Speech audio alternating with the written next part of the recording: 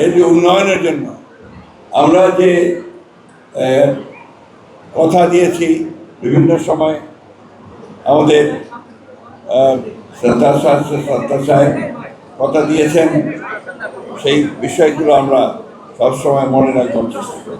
প্রিয় ভক্তবৃন্দ, বাংলাদেশের রাজনীতিতে ধর্ম নিয়ে অনেক বিভাজনের সৃষ্টি করা হয়। আমরা আমাদের রাজনীতিতে এই বিভাজন বিশ্বাস করি না। আমাদের যে রাজনৈতিক দর্শন শহীদ প্রেসিডেন্ট জিয়াউর রহমান সাহেব আমাদের দিয়ে গিয়েছেন, বাংলাদেশি জাতীয়তাবাদ, সেই বাংলাদেশি জাতীয়তাবাদের ভিত্তিতে সকল ধর্মের সকল বর্ণের মানুষের সঙ্গে একাত্ম হয়ে বাংলাদেশের উন্নয়ন আমরা কামনা করেছি। আমাদের দেশনেত্রী বেগম খালেদা জিয়া সেই একইভাবে In the heart of the city rises a destination built for greatness. International Convention City, Bosundhara. Life takes a new course. তিনি সেই রাজনীতিকে এখানে করতে চেয়েছেন। এখন আমাদের যিনি প্রধানমন্ত্রী, আমরা সবাই জানেন যে তিনি অতি অল্প সময়ের মধ্যে বাংলাদেশের মানুষের হৃদয় জয় করে চলবেন। দীর্ঘকাল ফ্যাসিস্ট সরকারের অত্যাচারে নিপীড়িত হয়ে বিদেশে নির্বাসিত অবস্থায় ছিলেন।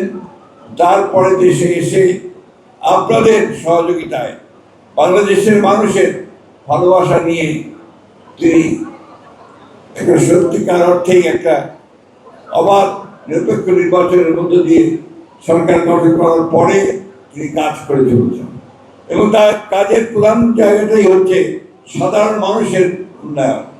আপনারা দেখেছেন যে তিনি এখন ফ্যামিলি কার্ড, কৃষক কার্ড, এবং আপনারা আরও লক্ষ্য করেছেন যে ধর্ম উপরেও তিনি কাজ করতে চাচ্ছেন।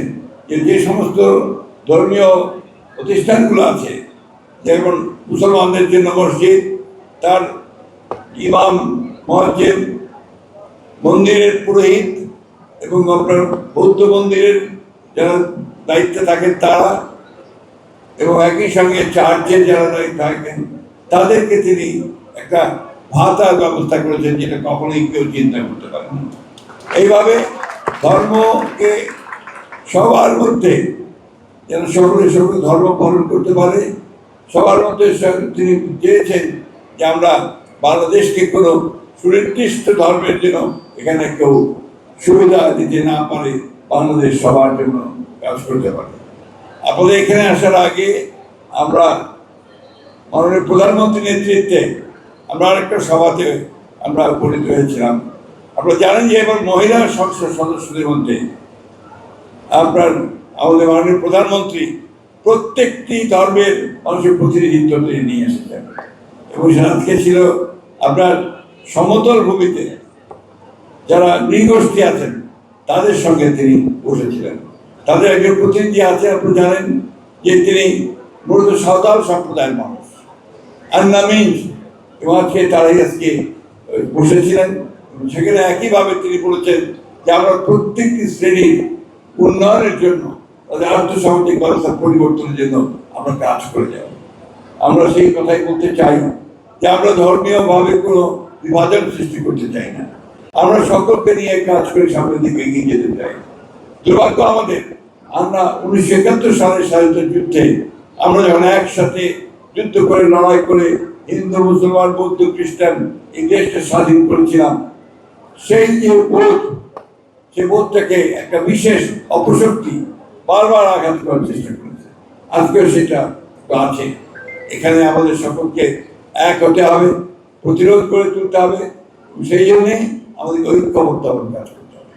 আমরা অত্যন্ত আনন্দের সঙ্গে জানাতে চাই যে বিগত নির্বাচনে আপনারা আমাদের যে সহযোগিতা করেছেন, সেই সহযোগিতার জন্য আমরা অবশ্যই কৃতজ্ঞতার সঙ্গে আমাদেরকে স্মরণ করব।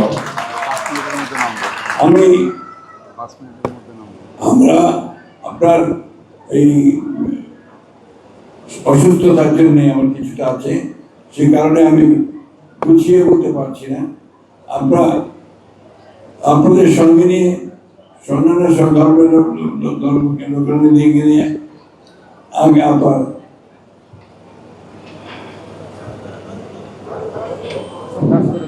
হ্যাঁ। না, না, না, না।